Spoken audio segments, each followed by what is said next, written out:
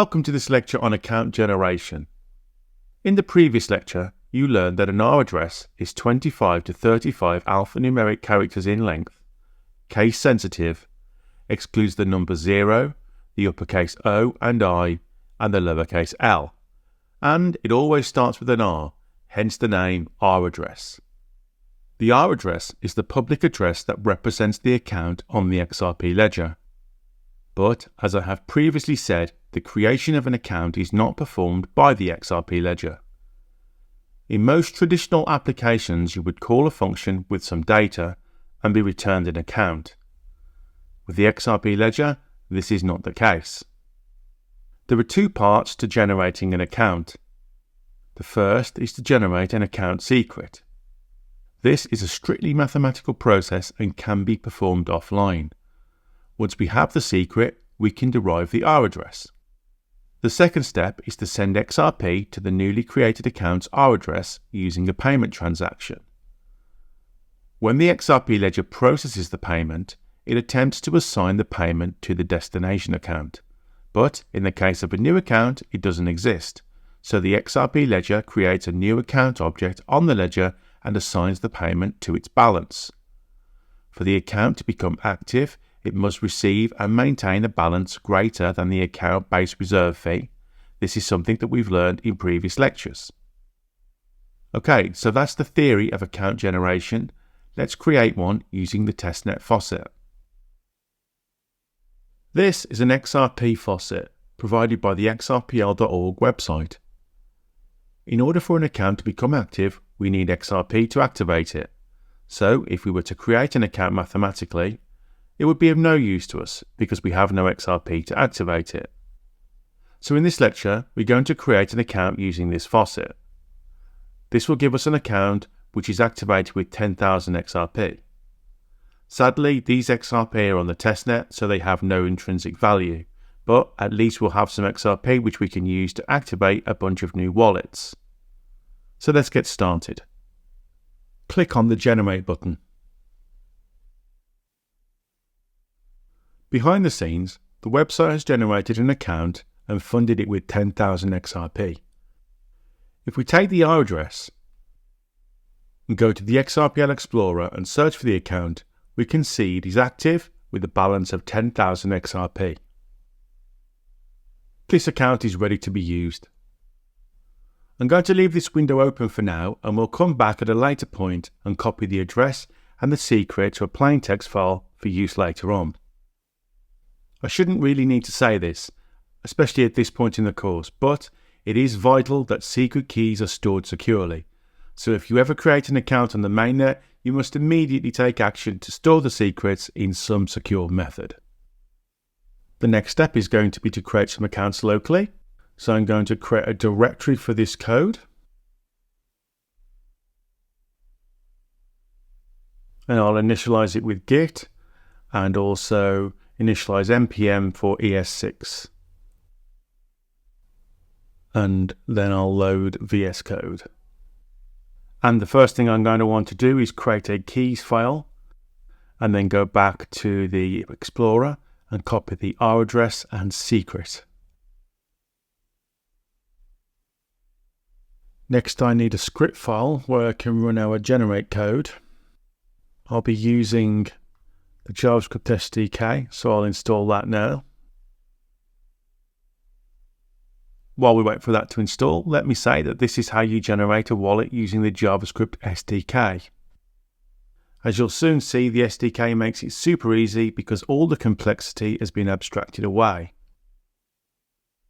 As a side note, there are other ways to generate a wallet without using the SDK, and in future lectures, we'll look at a library called XRPL AccountLib, which can perform the same function, but also has some additional tools for generating secrets in a different format.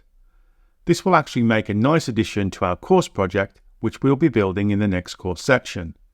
So, back to the code, and the first thing we need to do is bring in the SDK. First, note that I'm using import, not require, because I'm running this script as ES6 with module support. And I import the wallet class from the SDK. I'm going to call a function which returns the wallet to me as an object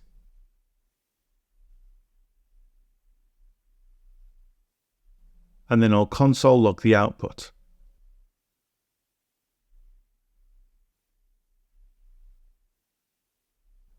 Now I need my generate wallet method, which I'll create as a simple arrow function. I'm going to call the generate method from the wallet class, and then I will return the output. Let's run the code and take a look at the output. First, we have a public and private key. We'll store these in a safe place for now, but at this stage, we don't need them. The classic address is the R address, and you'll see the name classic address and R address used interchangeably. This is a legacy thing which goes back to the introduction of X addresses, which I have previously mentioned. Finally, we have the seed, which is what we're going to use to sign the transactions and also derive the R address. And that's it. I did say it was easy. And that's because the JavaScript SDK has abstracted all of the complexity away for you. But if you're interested in understanding a little more about what's happening beneath the surface here, you can go to the SDK documentation. If we go to the wallet class, we can jump to the generate method, and at the bottom you'll find a link to the source on GitHub. From here you can dive deeper into the code and get into the weeds a little. If you dive deep enough, you'll see that the generation of a seed is indeed just a mathematical process which can be understood with time. However, that may or may not interest you. The reality is though that even though I'm interested and I've taken the time to understand what's happening, I still use this single line of code to generate a new wallet. Before we move on, something you'll likely need to do at some point is to derive an R address from the family seed. And again, to do that, there's a nice helper method we can use. Following on from our current code, I'm going to call another function and pass in the seed from the previous call.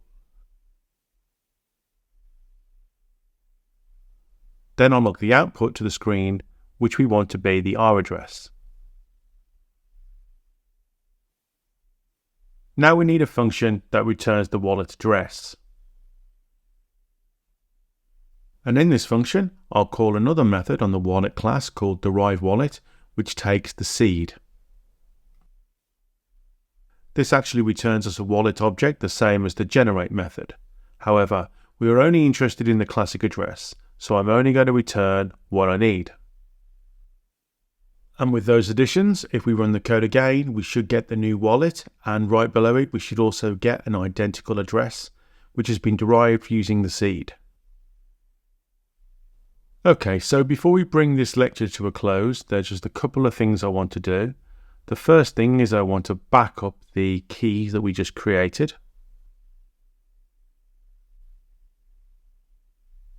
So I'm going to take the R address,